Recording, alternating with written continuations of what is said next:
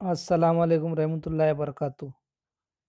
विद्यार्थी मित्रांनो, सुफाई क्लासेसमध्ये आपलं स्वागत आहे. आज आपण विषय मराठी यामधील व्याकरणाचा भाग म्हणून गिरामरचा भाग म्हणून आपण वाक्प्रचार याचा आज अभ्यास करणार आहोत. वाक्प्रचार अर्थ व उपयोग means phrases meaning and their uses. दिलेल्या शब्दांचा अथवा शब्दसमूहांचा शब्दास होणाऱ्या अर्थापेक्षा निराळ्या व विशिष्ट अर्थाने प्रचलित असलेल्या अर्थाच्या शब्दसमूहाला वाक्प्रचार असे म्हणतात.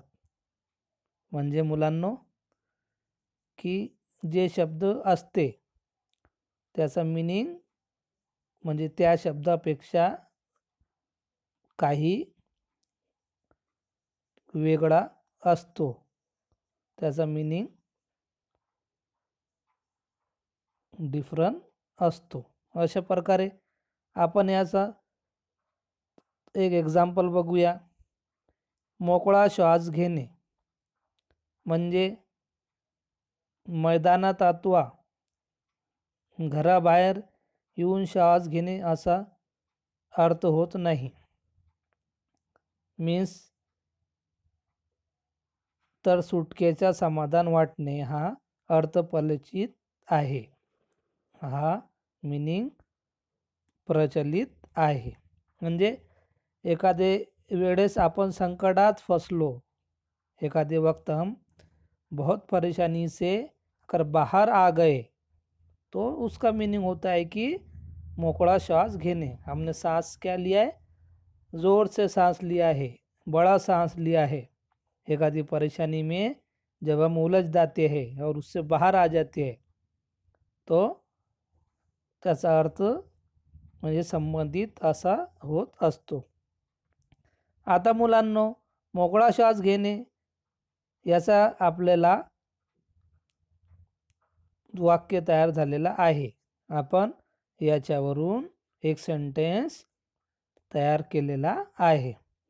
आता मोकळा श्वास घेणे मीन्स परीक्षा संपल्यावर, मीन्स इम्तिहान होने के बाद विद्यार्थ्यांनी अभ्यासाची कटकट संपल्याने मोकड़ा श्वास घेतला.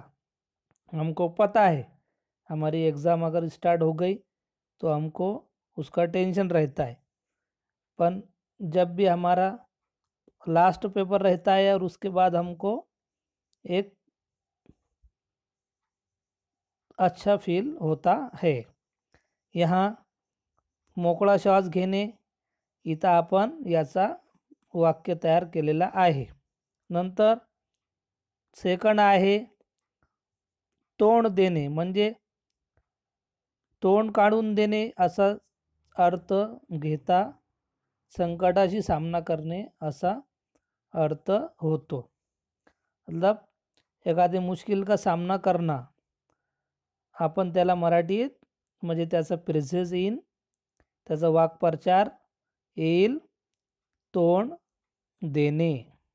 मतलब एखादी मुसीबत का, एखादी मुश्किल का, किंवा एखाद्या पर एग्ज़ाम है तो अच्छा पेपर लिखना है, मतलब उसका सामना करना है. मैथ साइंस का एखादे वक्त में पेपर रहता तो हमको ऐसा लगता कि पेपर अच्छा जाएगा या नहीं, लेकिन हमको उसका सामना करना है. यहाँ पर उसका सेंटेंस तयार हो गया है, तोंड देणे. जीवनात येणाऱ्या सर्व संकटांना, मतलब ज़िंदगी में जो भी मुश्किलें हमको आती है आपण धैर्याने तोंड दिले पाहिजे. मतलब हम हिम्मत से उसका सामना करना चाहिए. एखादी मुसीबत जर आन पड़ी तो उसका हमको हिम्मत और हौसले से उसका सामना करना है. याला आपण काय म्हणू, वाक्प्रचार. तोंड देणे मीन्स वाक्प्रचार.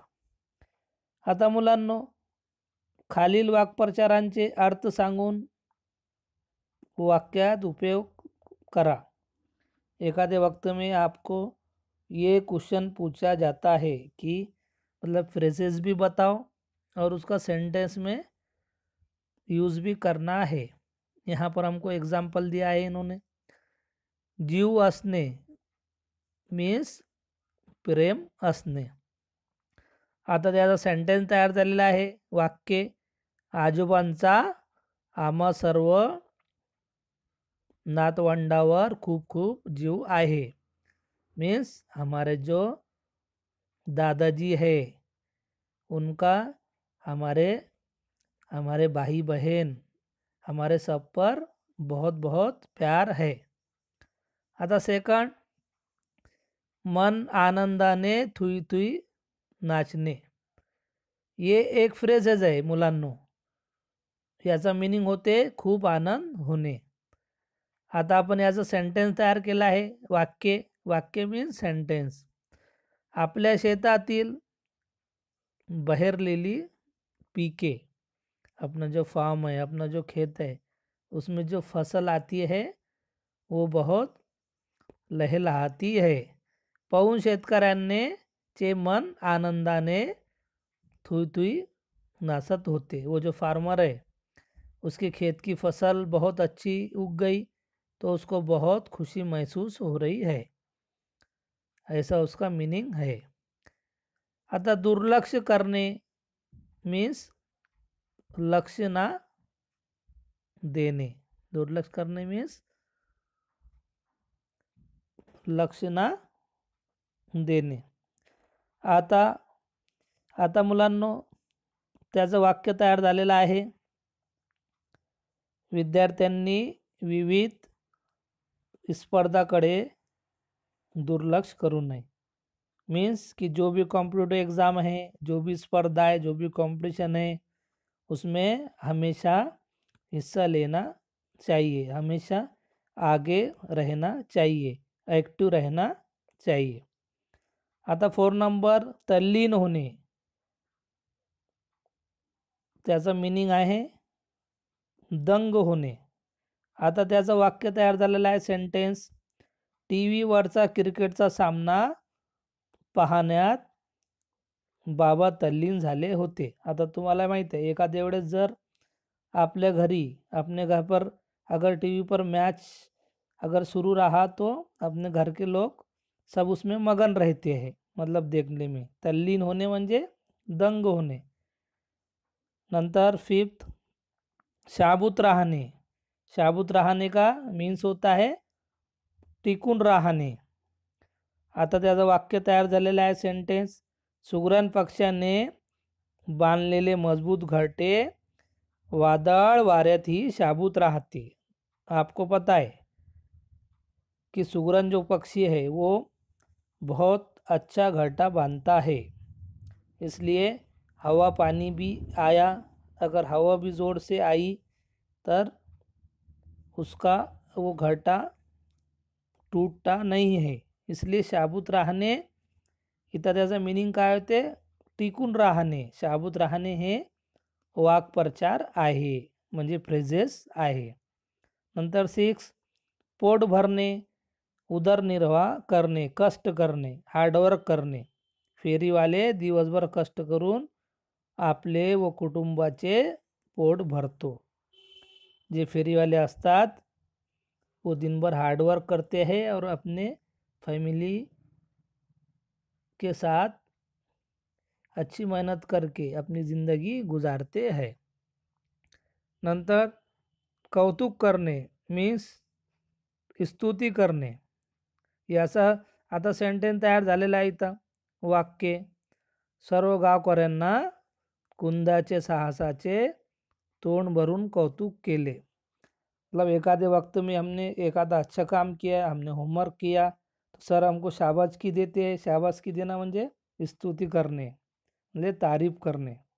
अशा प्रकारे विद्यार्थी मित्रांनो, आज आपण मराठी या विषयामध्ये आणि व्याकरणामध्ये आज वाक्प्रचार याचा अभ्यास केलेला आहे. तुम्हाला याला आपल्या मराठी वहीमध्ये लिहायचं आहे आणि व्हिडिओ 2-3 वेळे पाहायचा आहे आणि आपल्या मराठी विषयाचा छान अभ्यास करायचा आहे. मी आतापर्यंतचे तुम्हाला सर्व PDF आपल्या ग्रुपवर दिलेले आहे. त्याचा पण तुम्हाला छानपैकी अभ्यास करायचा आहे आणि काही जर अडचण असली तर विचारायचं आहे. आता याच्यानंतरचा भाग आपण येणाऱ्या व्हिडिओमध्ये बघणार आहोत. तोपर्यंत धन्यवाद.